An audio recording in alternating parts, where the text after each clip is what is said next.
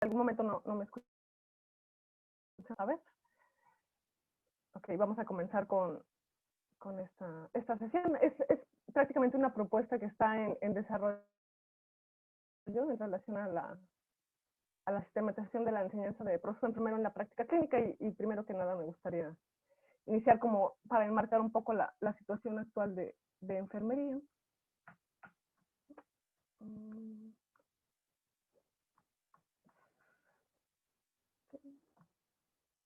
Ok, vamos a comenzar con una pequeña introducción en relación a lo que se define como enfermería profesional. Bueno, la Organización Mundial de la Salud, como la atención autónoma colaborativa de las personas en diferentes edades a pacientes, bueno, pues a pacientes, individuos, familias, grupos o comunidades enfermos o sanos, incluyendo en todos los entornos, ¿no? Y la participación de personas sanas, enfermas. Es importante mencionar que la enfermería profesional tiene una característica principal que la diferencia de la enfermería asistencial o enfermería auxiliar, que es la aplicación del método propio de actuación, que es el proceso enfermero. Bueno, ¿qué es el proceso enfermero? Que es en realidad el eje de todo este congreso. Pues es un método mediante el cual se fundamenta científicamente la práctica de enfermería. Este tiene un enfoque deliberativo para la resolución de problemas e identificación de necesidades específicas en el individuo, la familia y la comunidad, con el fin de plantear, ejecutar y evaluar el cuidado de enfermería. Me gustó introducir esto como marco, porque vi que en el curso existen hay varios asistentes que son estudiantes. Yo soy docente de enfermería, entonces es importante como resaltar, ¿no? ¿Por qué es importante este congreso y por qué es importante hablar de procesos de enfermería, ¿no? ¿Cuál es la relevancia de esto? En relación al proceso enfermero, la Asociación Americana de Enfermería menciona que el proceso enfermero es parte esencial, es la esencia de la profesión en la enfermería, núcleo de actuación. Bueno, como ustedes ya saben, o no sabemos, el proceso enfermero pues tiene ciertas características, tiene etapas, tiene ciertas para su aplicación. En relación a las características del proceso enfermero, sabemos que es un proceso sistemático, un proceso organizado, flexible, humanista, reflexivo, creativo, lógico y está basado en evidencia. Quise resaltar 3 de sus características porque estas características son fundamentales o tienen una aplicación fundamental en la aplicación del pensamiento crítico. Su flexibilidad, puesto que se tiene que adaptar a la realidad clínica de las instituciones de salud. Más adelante vamos a identificar cuáles son los principales retos en la aplicación del proceso enfermero, pero es importante considerar esta característica. El proceso enfermero es flexible, es decir, se va a adaptar a los diferentes entornos hospitalarios y a las diferentes características de cada paciente, ¿no? Es reflexivo y es creativo. Bueno, el proceso enfermero sabemos que tiene 5 etapas, ¿no? La valoración, el diagnóstico, la planeación, la ejecución y la evaluación. La primera etapa vamos a hacer la recolección de datos a través de diversos métodos, ¿no? Son el examen físico, la entrevista y la observación, para posteriormente identificar necesidades en salud. Y vamos a utilizar la taxonomía Nanda para seleccionar diagnósticos de enfermería, ¿no? Que sabemos que pueden ser diagnósticos reales, diagnósticos de riesgo, diagnósticos de bienestar o diagnósticos relativos a en la etapa de planeación. Sabemos que un paciente es un ser complejo y tiene diversas necesidades, por lo cual vamos a identificar diversas etiquetas diagnósticas. En etapa a priorizar los cuidados, identificar cuál de todas las necesidades del paciente, cuál requiere atención primaria, ¿no? O atención principal. Posteriormente, en esta etapa es muy importante la especificación de los objetivos, la identificación de los objetivos, ¿no? Esa es la necesidad del paciente, qué es lo que quiero lograr. Y para el marco de referencia o alguna otra herramienta que es la taxonomía, ¿no? Que es la clasificación de los resultados de enfermería. En base a esto, en base a mis objetivos y a mis resultados esperados e indicadores, voy a desarrollar mi plan de cuidados y voy a seleccionar las estrategias específicas que se adecuen a las necesidades de mi paciente para, con fin de unificar el lenguaje de enfermería, pues, claro, la importancia de las actividades de enfermería en cada una de las etapas. Sabemos que en la etapa de valoración, la recolección de datos a través de recolección, hablábamos de la entrevista, del examen físico y la observación. El diagnóstico a través de la selección de necesidades del paciente y el uso de la taxonomía Nanda. en la planeación la importancia de priorizar las necesidades del paciente e identificar los objetivos o resultados esperados, así como los criterios que vamos a utilizar para determinar el logro de los mismos, en el cual vamos a utilizar herramientas como la taxonomía NOC y vamos a dar estrategias que vamos a implementar para lograr obtener esos resultados con el apoyo de la taxonomía NIC. Finalmente, en la etapa de ejecución vamos a llevar a cabo las estrategias que seleccione específicas para mi paciente en sus 3 momentos, ¿no? En base a la preimplementación, implementación y post-implementación. Y en la etapa de evaluación vamos a realizar una nueva recolección de datos y vamos a compararlos con los resultados esperados y determinar el logro o no de los objetivos. Bueno, en base a lo anterior, vamos a ver cuáles son las ventajas de la aplicación y el uso del proceso enfermero. En primer lugar, asegura la calidad de los cuidados. Aparte de esto, proporciona las bases para el control operativo de enfermería. Es el medio para sistematizar y para investigar en enfermería. Mejora la comunicación interprofesional al proporcionar un lenguaje estandarizado. Previene errores, omisiones o repeticiones innecesarias. Y esto es muy importante, provee un respaldo legal a los profesionales de enfermería. Promueve un nivel competente de cuidado. Fundamenta la toma de decisiones, de que menciona el autor Rojas, que menciona el proceso enfermero como un puente entre la práctica y las instituciones formadoras. Se supone que este facilita la comunicación entre las universidades y las instituciones de salud, pero más adelante vamos a ver si esto es realmente cierto y se aplica a la realidad clínica. Bueno, algunos otros autores más recientemente mencionan que, como Dalsato, que el proceso enfermero es una tecnología de cuidado que guía la secuencia de racionamiento clínico y mejora la calidad del cuidado. Aparte de esto, permite evaluar la eficiencia y la eficacia. Para poder evaluar que nuestro cuidado de enfermería realmente es eficiente y eficaz, necesitamos medirlo y necesitamos un medio sistemático que me proporcione evidencia de lo que estoy haciendo. Buena parte de algunos otros autores mencionan que debido a su gran relevancia, como ya pudimos observar, el proceso enfermero es fundamental. Sin la aplicación del proceso enfermero, la práctica profesional de enfermería no se puede denominar como tal. Por tanto, es fundamental su implementación efectiva en las instituciones de salud, ya que esto nos va a llevar a mejorar la calidad en el cuidado de enfermería. Suena sencillo la implementación del cuidado, pero la realidad clínica es diferente y para poder implementar el proceso enfermero se requieren de diversos requisitos. Se requiere de habilidades cognitivas, habilidades motoras o técnicas y habilidades interpersonales. Al hablar de habilidades cognitivas, no únicamente nos referimos a los conocimientos teóricos, nos referimos principalmente, conocimientos teóricos que abarcan muchísimo, ¿no? Abarcan no únicamente conocimiento en relación al proceso enfermero, a sus etapas y a todas las herramientas que utiliza, sino también conocimientos en relación a farmacología, patología, psicología, sociología y todos los contenidos que una enfermera debe de incluir en la aplicación del proceso enfermero, lo cual aumenta su dificultad en la aplicación. Además de esto, algo complejo es que implica que la persona que aplique el proceso enfermero tenga habilidades de pensamiento crítico, que es lo que hace compleja su implementación, aparte de las habilidades motoras en relación a la habilidad clínica al realizar los procedimientos, y habilidades interpersonales que incluyen la comunicación terapéutica y la comunicación interpersonal. Bueno, en relación a la aplicación del pensamiento crítico en el proceso enfermero, Rosalinda Alfaro menciona que la aplicación del pensamiento crítico es parte esencial en la construcción de la práctica profesional de enfermería. Y es decir, el pensamiento crítico debe de ser un resultado de la formación curricular de las enfermeras. Es decir, una enfermera profesional, al graduarse del nivel licenciatura, debe de poseer habilidades de pensamiento crítico que le permitan implementar el proceso enfermero. Es decir, el proceso enfermero no se puede implementar de forma eficaz y eficiente si el profesional de enfermería no posee habilidades de pensamiento crítico, lo cual es fundamental.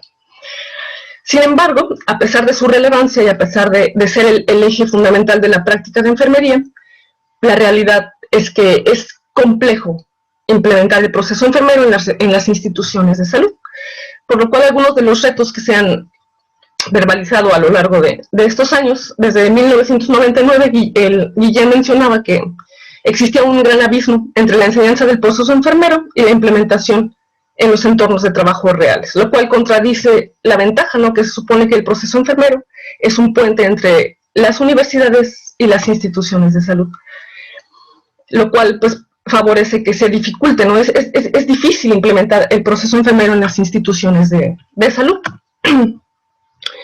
Bueno, algunos otros autores como Silva, que la mayoría de las enfermeras tienen deficiencia en conocimientos en relación al proceso enfermero y que sus habilidades para la escritura o para el desarrollo del plan de cuidados pues son deficientes. Esos son algunos resultados que mostró en sus investigaciones.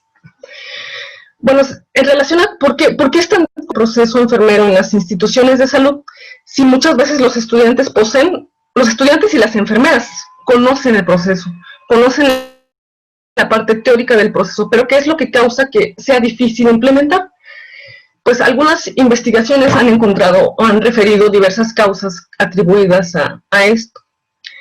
Ponti, un autor que menciona bastante información importante en relación a esto es Ponti, en el 2017, que es información reciente, menciona que alguna de las principales causas es el exceso de trabajo, ¿no? Las enfermeras refieren que la cantidad de pacientes a veces no les permite implementar el proceso como se los enseñamos en la universidad, ¿no?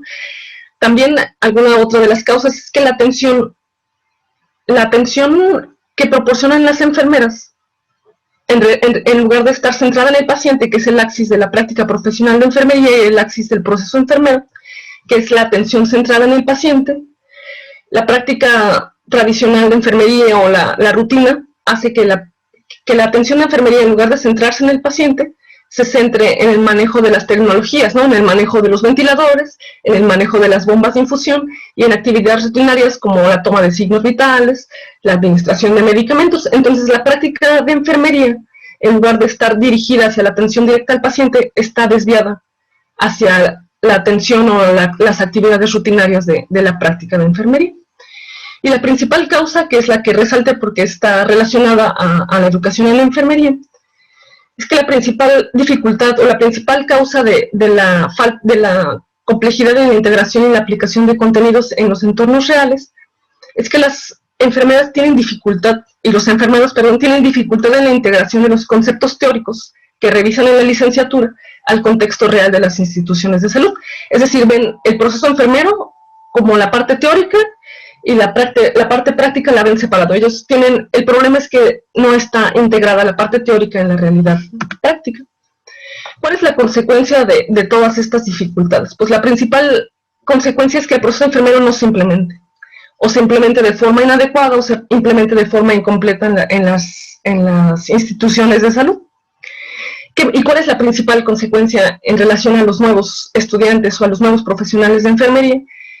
Es que como se desconoce o se tiene poca capacidad o competencia en relación a su aplicación y su uso y su seguridad, ¿no? Y pierde como importancia. Decía, ay, el proceso enfermero, pero el proceso enfermero igual, pues sí lo estudio en la escuela, lo paso, pero no lo voy a utilizar porque hay que administrar medicamentos, hay que seguir la rutina del hospital y se enfocan a esa actividad, lo cual es preocupante si consideramos que el axis de la práctica profesional es la implementación del proceso enfermero. Bueno, ¿quiénes son responsables en relación a esta problemática? Y puede sonar un poco directo, pero los responsables directos de que los profesionales de la salud no salgan con la competencia en relación a la implementación del proceso enfermero son las universidades, puesto que los programas de pregrado, como se menciona, el cumplimiento de las competencias que incluyen en sus planes curriculares, principalmente aquellas relacionadas a la implementación del proceso enfermero, ya que las instituciones universitarias y las escuelas deben de garantizar que sus egresados cumplan con las competencias necesarias para desempeñar su rol profesional de enfermería. Entonces, si en la misión de las universidades se encuentra que el profesional de enfermería o el egresado sea competente e implementará cuidados centrados en el paciente, a través de la implementación del proceso enfermero, qué es lo que está pasando, porque puede ser que las universidades tengan certificaciones y acreditaciones basadas en conocimientos teóricos de los estudiantes o en el desarrollo del programa, pero la realidad profesional es que, ¿cómo están las instituciones de salud? ¿Realmente las enfermeras están aplicando el proceso enfermero? ¿Realmente se nota en la atención al paciente o se nota en las notas de enfermería o se nota en los planes de cuidados estandarizados? Es importante mencionar esto porque las instituciones de salud y entre las universidades es fundamental, que vamos a revisar un poquito más adelante. Por lo tanto, las responsabilidades son de las universidades quienes ofrecen que el profesional egresado es competente en la atención integral al paciente. Bueno, al hablar de competencias, bueno, definirlo, una competencia es una acción o conocimiento complejo, basado en la movilización y combinación de conocimientos, habilidades, actitudes y recursos externos que es aplicada adecuadamente en situaciones específicas. Es decir, es la aplicación del conocimiento teórico de mis habilidades. Es importante tomar en consideración esto, ¿no? Si hablamos de dificultades en la implementación de procesos, que las competencias en relación al proceso enfermero no se están alcanzando porque no se están reflejando en la atención de enfermería. Bueno, hay algunas propuestas, algunos autores como Granero Molina enfatizan en la importancia de poner en práctica estrategias de formación para docentes y enfermeros clínicos a la aplicación del proceso enfermero en entornos reales. Bueno, en relación a lo anterior, como introducción, bueno, este programa de investigación, este proyecto de investigación está en desarrollo, pero debido a las condiciones del COVID tuvimos que pausarlo, pero la propuesta en general es ver como que las generalidades, ¿no? La propuesta es implementar y sistematizar la enseñanza del proceso de enfermería generando estrategias educativas que faciliten esta integración, ¿no? Vamos a tratar de desarrollar estrategias que faciliten la integración del conocimiento teórico del proceso enfermero a la realidad de nuestras instituciones de salud, ¿no? Que es una necesidad principal. Bueno, ¿cuáles son las estrategias que se van a proponer? Bueno, principalmente se propone la introducción de un enfoque constructivista en la educación en enfermería. Principalmente, o en este caso, se propone la teoría del aprendizaje significativo. Bueno, es importante conocer un poco acerca de la teoría del aprendizaje significativo. Esta teoría fue propuesta por David Oswald, y esta teoría hace referencia a que el nuevo conocimiento debe de ser adquirido desde un material que sea interesante para el estudiante, a través del uso de metodologías activas, además que debe de estar ligado a los conocimientos previos de este. Es decir, un alumno va a aprender haciendo. Metodologías activas significa hacer, que el alumno esté activo. Es decir, esto contradice un poco el modelo de la enseñanza tradicional. La enseñanza tradicional, que es la que se lleva a cabo, al menos en mi experiencia en mi universidad, o en la universidad donde trabajaba, es que el alumno toma un papel pasivo como oyente ante la cátedra del docente, ¿no? Y el protagonista de la enseñanza es el docente que proporciona una clase y que está frente al grupo y que explica todos los contenidos hacia el estudiante, no transmite información al estudiante. Esa es la enseñanza tradicional. Sin embargo, la implementación de tecnologías activas y del enfoque constructivista hace énfasis en el cambio de ese paradigma y menciona que el protagonista del proceso de aprendizaje es el estudiante y que la participación y la responsabilidad de ese aprendizaje depende de ambos, tanto del estudiante como del docente. Entonces, las metodologías activas promueven que el estudiante haga, ¿no? Que no nada más se siente, escuche y tome nota, que discuta, que trabaje en casos clínicos, que elabore mapas conceptuales, que reflexione, y esas son las bases de la teoría constructivista. Bueno, ¿cuál es el beneficio de las teorías, de las metodologías activas? Pues estas estimulan un proceso de enseñanza, aprendizaje reflexivo y crítico, en el cual el estudiante reflexiona críticamente acerca del problema presente, e identifica soluciones hipotéticas para llevar a cabo acciones de transformación, participando activamente en el proceso de construcción de su propio conocimiento. Es decir, vamos a tratar de empujar al estudiante a que él genere su propio conocimiento, que él busque estrategias, que él busque opciones, y eso le va a hacer que él forme su propio conocimiento. Bueno, aquí el reto es, ¿cuál es la aplicación? ¿Cómo podríamos aplicar esta teoría en la práctica clínica? Bueno, previamente, ¿cuál es la relevancia de la práctica clínica en la práctica de enfermería? Es importante mencionar que el 54% del contenido de los programas curriculares de enfermería pues representan la práctica clínica. ¿Para qué nos sirve la práctica clínica? La práctica clínica sirve para modelar los conocimientos, las habilidades y las actitudes del estudiante, en este caso del estudiante de enfermería.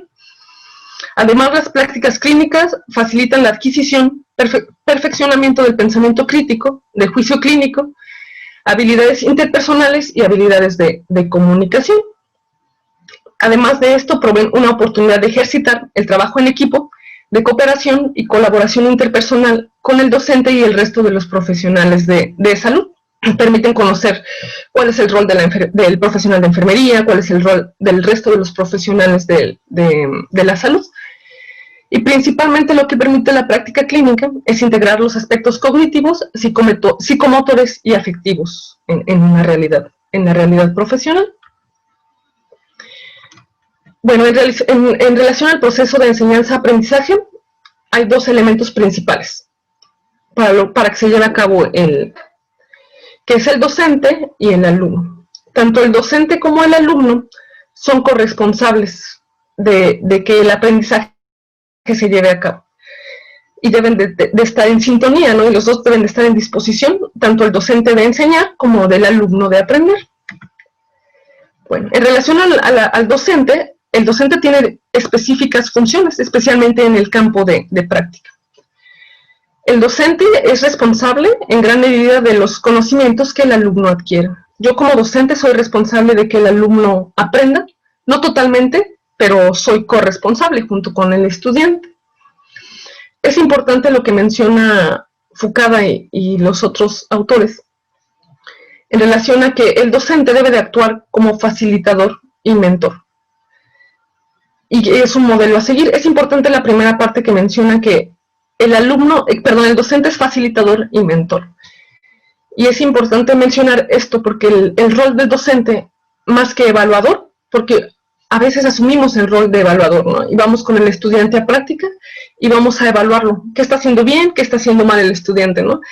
Y debemos de cambiar ese paradigma porque nosotros somos facilitadores. El alumno está ahí para que nosotros lo guiemos en su proceso de aprendizaje.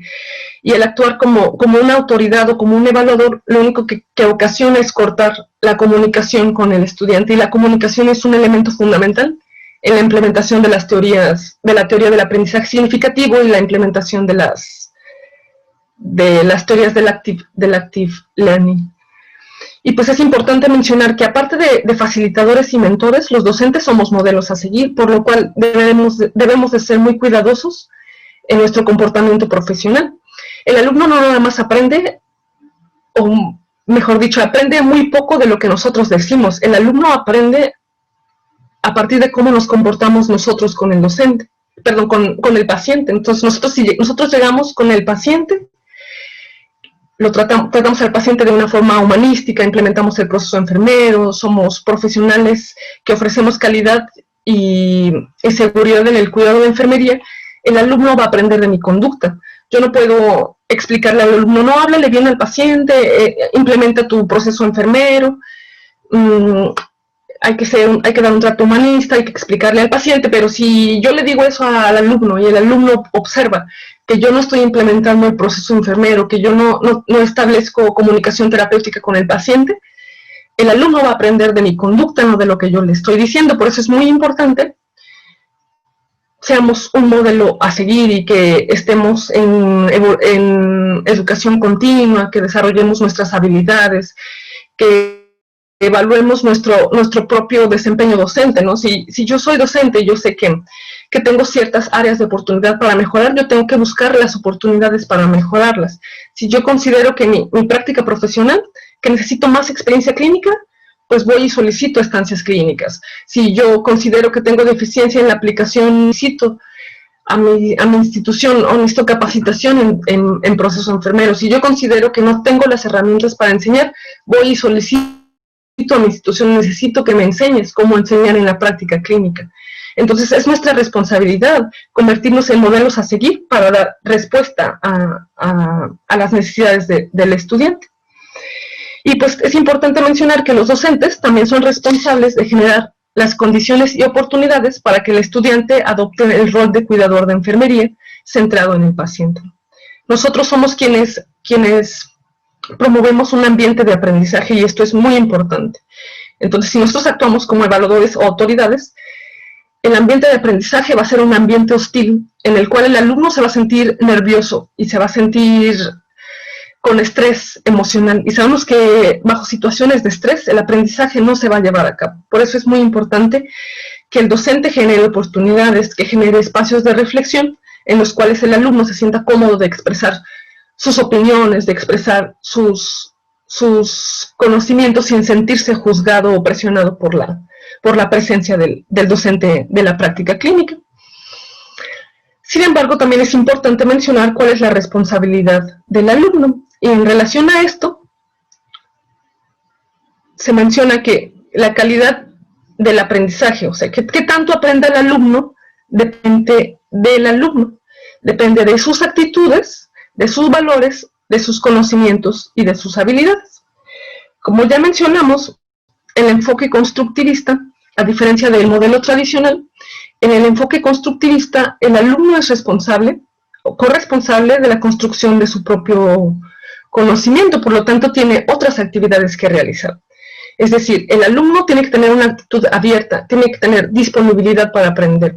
Si el alumno no tiene disponibilidad para aprender, por mucho que el docente sea excelente, sea un modelo a seguir, sea un excelente profesional de enfermería, implemente todas las estrategias, el aprendizaje no se va a llevar a cabo si el alumno no está en disposición de aprender. Si el alumno no tiene los conocimientos necesarios para acudir a la práctica clínica, el aprendizaje no se va a llevar a cabo. Si el alumno no conoce los conocimientos teóricos o los contenidos teóricos del proceso enfermero, el alumno no va a aprender cómo implementarlo en la realidad práctica. Si el alumno no sabe de anatomía, no sabe de fisiología básica, de acuerdo al semestre, el alumno no va a aprender, o no va a tener un aprendizaje significativo. Si el alumno no revisa los medicamentos o no sabe los medicamentos de acuerdo al semestre, y no va a tener un aprendizaje significativo. Entonces, el alumno tiene que tener ciertas características para poder realizar este tipo de estrategias. Aparte debe de tener valores profesionales, tiene que tener respeto a la dignidad del paciente, tiene que implementar sus estrategias de comunicación terapéutica. Y esto es la base para que se puedan implementar este tipo de estrategias como la teoría del aprendizaje significativo. Bueno, ya vimos las funciones del docente, ¿no? Ya vimos que es un facilitador, es un mentor y debe de generar un ambiente idóneo para el aprendizaje. Sin embargo, pues sabemos que esto no es sencillo, y para que el docente haga este tipo de estrategias, pues debe de cumplir con ciertas características y con ciertos requisitos que le permitan favorecer e implementar estas estrategias. Existen, bueno, se mencionan 3 características principales en los docentes de práctica clínica. El primero es la competencia profesional, el segundo es la competencia docente y las habilidades de comunicación interpersonal. En relación a esto es muy importante, puesto que las características del docente tendrán un impacto ya sea positivo o negativo en el proceso de integración de la teoría en la práctica real. Pero en relación a la competencia profesional, al hablar de competencia profesional, hablamos que el docente de práctica debe de poseer conocimientos teóricos en relación al proceso enfermero, en relación a farmacología, en relación a anatomía, a fisiología, fisiopatología y los contenidos que hemos mencionado anteriormente. Un profesional con experiencia clínica en la realidad práctica en la cual está llevando a práctica clínica al alumno, ¿no? Es decir, si yo llevo al alumno a prácticas en el área de urgencias, yo como docente debo de ser un profesional competente y con experiencia real en el área de urgencias, puesto que esto me va a permitir implementar y favorecer el pensamiento reflexivo en el estudiante. y esto es fundamental. La experiencia es fundamental en este proceso de aprendizaje y principalmente en la aplicación de las teorías constructivistas. Y pues debe de ser un profesional que pongan en alto los valores de la enfermería y principalmente que esté convencido de la efectividad del proceso enfermero. En relación a la competencia docente, pues el docente de enfermería debe de tener conocimiento en relación a educación, pero educación en enfermería, y debe de estar plenamente capacitado en estrategias didácticas a implementar en la práctica profesional. Y esto es importante y esto es una responsabilidad de las universidades. Muchos de los docentes pues no recibimos una capacitación como docentes clínicos, y yo hablo por mi experiencia, ¿no? Yo inicié mi práctica como docente sin recibir ningún tipo de inducción a la docencia clínica, ¿no? Se da por hecho que por ser enfermeros profesionales nosotros sabemos enseñar, pero la realidad es que no sabemos enseñar, y que tenemos que capacitarnos en docencia, y que tenemos que capacitarnos no únicamente en educación, sino en educación en enfermería, puesto que es una responsabilidad muy grande ser docente, y debemos de reconocer esto. Aparte de esto, el docente debe de tener excelentes habilidades de comunicación interpersonal, que permita abrir el canal de comunicación con el estudiante, pero también con los docentes en la parte teórica y con los enfermeros profesionales en el campo clínico y también con los profesionales de la salud. También es muy importante que el docente reconozca la importancia de su labor como formador de profesionales. Es muy importante que como docentes reconozcamos cuán importante es nuestro papel como docentes. Nosotros somos formadores de profesionales y nuestro papel es fundamental y tenemos que hacernos responsables de lo que implica ser docente, ¿no?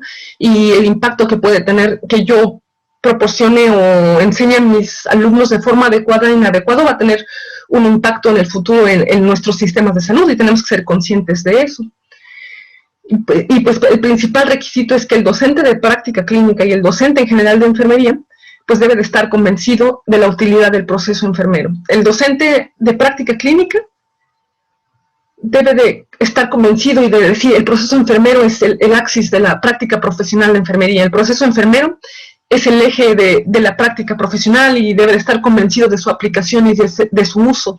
Si el docente de enfermería no está convencido del proceso enfermero, si está desanimado en relación a su aplicación, el aprendizaje no se va a poder llevar a cabo.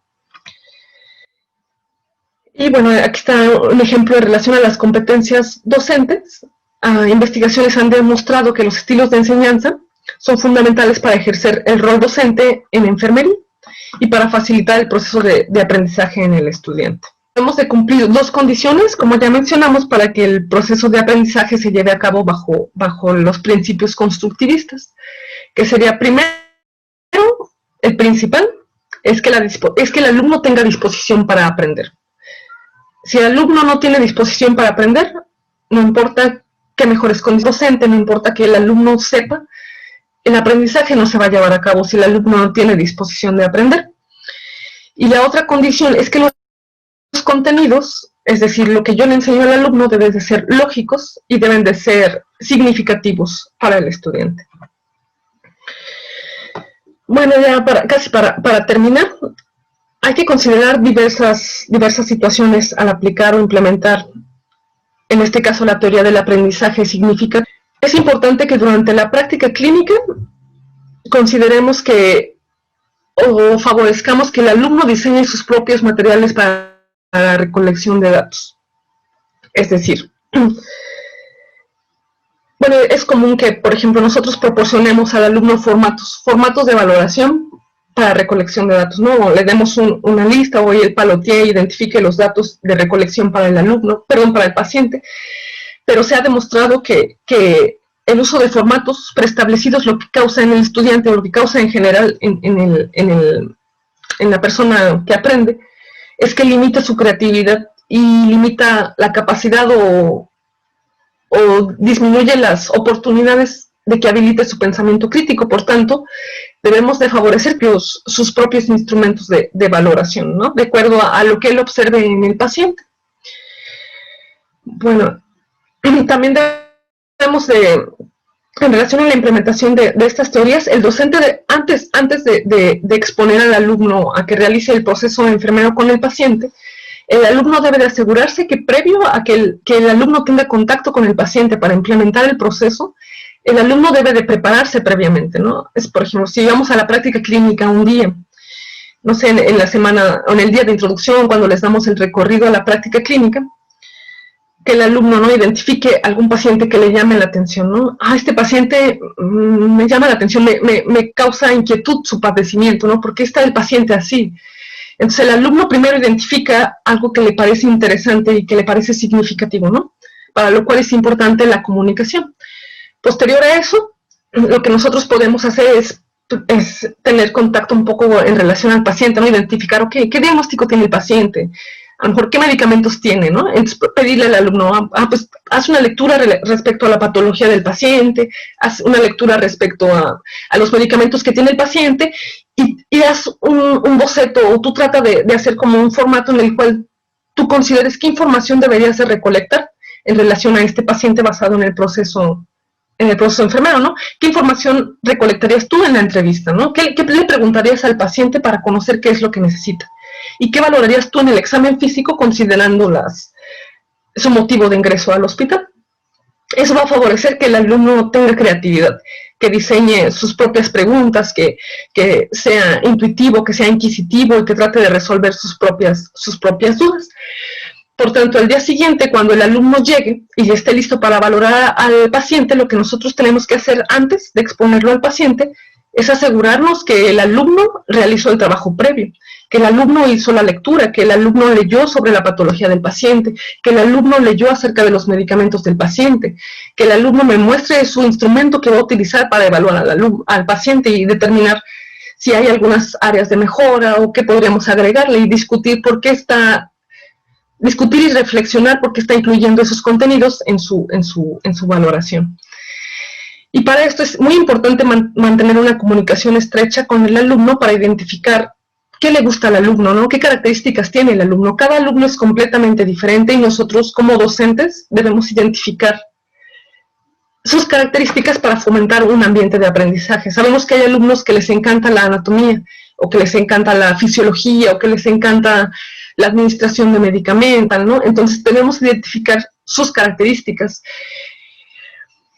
en base a eso, ¿no? Si tenemos un alumno que le encanta la anatomía, que le encanta la fisiología, pues hay que traer, en el momento del examen físico, tratar de integrar los conceptos de anatomía y de fisiología respiratoria y integrar eso al examen físico, ¿no? Si es un alumno al que le gusta la farmacología, vamos a tratar, ¿por qué crees que este paciente tiene este medicamento? Porque en base a lo que tú identificaste en el examen físico, ¿por qué? Hay que tratar de interrogar al paciente ¿por qué? Para que él verbalice, pero no en un ambiente de evaluación. ¿Por qué? Pero con nuestra pluma tratándolos de evaluar, no, sino un por qué que favorezca un ambiente cómodo, un ambiente de discusión y de reflexiones. Eso es importante. Y pues también es importante recordar que el uso de las taxonomías, como principalmente el NIC y NOC, son únicamente herramientas, ¿no? Son herramientas que permiten sistematizar el lenguaje de enfermería.